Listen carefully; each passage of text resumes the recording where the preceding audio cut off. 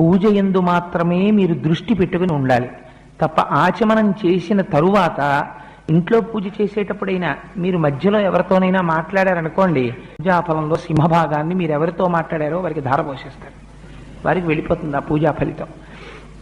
అందుకని పూజ చేసేటప్పుడు మాట్లాడకూడదు.